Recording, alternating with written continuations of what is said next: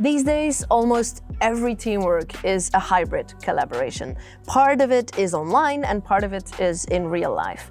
And this new virtual aspect is good. It's good for the environment, it's good for your work-life balance, but there are also some consequences to consider. For example, space. I could be miles away. And time.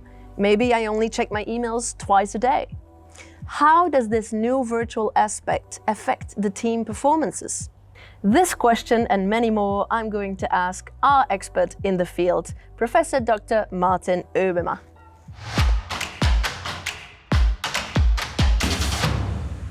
Nowadays, people are working online more and more. Teams are going virtual, online meetings, sharing documents in Google Drive. And my question is, what is the impact on group dynamics when you go online?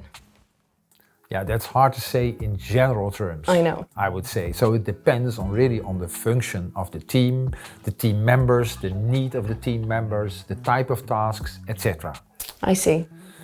Secondly, working remote can have an impact, of course, on also the cohesion of the team, miscommunication and decision making, where not everybody is engaged as you would like to see. Mm-hmm. So you have to take measures that everybody is on speed, everybody stays involved and feels also connected to the team. So if teams go online and there is a negative impact, what could be done about that? I don't know, it's a bit of a general question maybe. Yeah, well, I would say two things. First of all, make sure that all team members stay in tune. And you can do that, for example, by having at least one mandatory meeting where everybody checks in on a weekly basis. Say, okay, Monday morning, everybody checks in. Mm-hmm. Should be short, should be a briefing.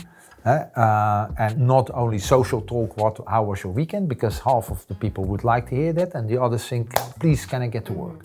So it has to be focal, but at least everybody should be there. Secondly, on the social side, you can also organize alternative ways of connecting. And there is a broad variety of interventions now available also, and people have experience in that, doing even verbal drinking together, bringing in personal information from your style, and it can act a bit as an equalizer. Because you have to realize that in many teams, a few people are very happy to socialize and talk about all their personal things, and others think, how long does it take? Can I back to work? Yeah, they time small talk. Exactly. We interrupt our program to bring you this important message. Okay, welcome everyone to this online meeting. I'm glad you are here. Michiel, can't we just have a real-life meeting? Julie, why do you always have to be so difficult? I think Julie is right, Michiel. This is stupid. What's so stupid about an online meeting? Well, we are in the same room. I don't want to hear it. We continue the meeting. But could everyone turn their volume down and talk quiet for the feedback? Thank you. Let's go back to teams in general, so online and offline. What are the current challenges that you see in working in team?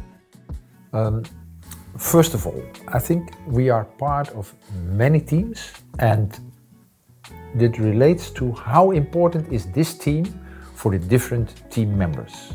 It's what we call group centrality. If the team is very important for you, you will work hard and get annoyed by people that are kind of not present, not signaling, not communicating, because that team is less important to them. Usually, we see that often also in student groups, you're so engaged in so many different groups that this particular working group or task group or business group is less important to you. And that creates many tensions. That relates to a second problem, what we call free riding or social loafing, where you say, okay, I'm a member of the group, but I don't do my fair share.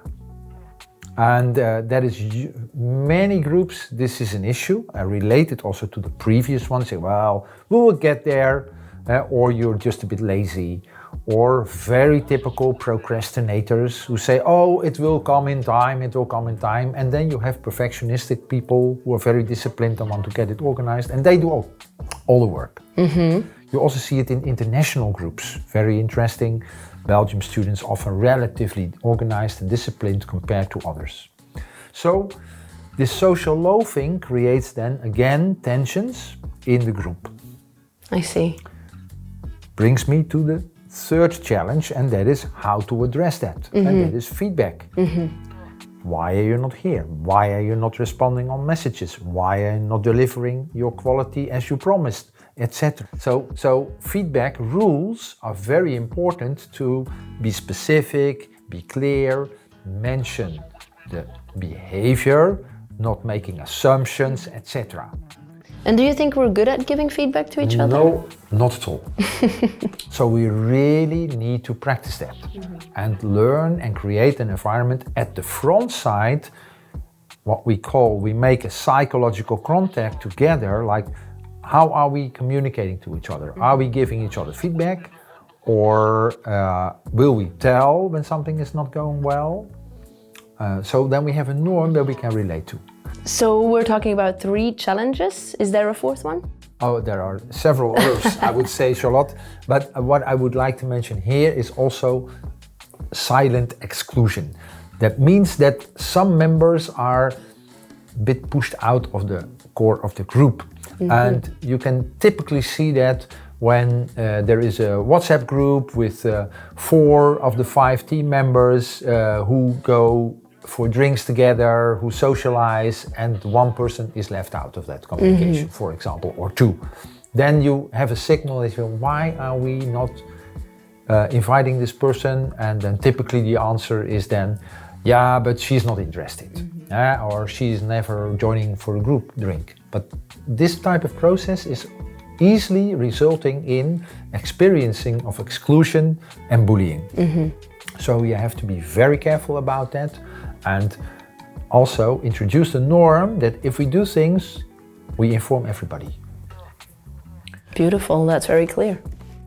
5th one maybe is dominant leadership. In teams, many studies show that dominant leadership usually really hinders good team functioning. So what you need here is, what we sometimes say is, kill the leader. If it's a dominant leader, just get rid of him or her. But it's mostly a him, where you say, well, we don't need somebody at this stage telling us what we should do. We are all well-educated people, we are competent, we are ready to go. So distribute those leadership tasks and challenge each other. Why would somebody be here dominant over others and setting norms to others? Besides all the challenges that we face, I hope there's also good teams and good team workings. How do you know when you're in one that your team is doing well? How do you recognize success? Yeah, thanks a lot for that question, Charlotte. First of all, of course, you have to listen and look at how you perform. I have many friends playing music, and if they perform together, of course, the first one is, how did we do? And you also get a response from your environment. And that is the main also booster for a team and for the morale in the group if you are successful. So define your successes, recognize them, celebrate them, very important. Also intermediate successes, even at a rehearsal where you think, yes, it goes well. At another level, you can look at indicators related to energy. We typically see when people are engaged in a team, they are happy to see each other. It's just fun to come together. It is fun to go for challenges. You forget the time. It doesn't feel like you are working hard, and because it gives energy. And a good team gives you energy more than that you put into.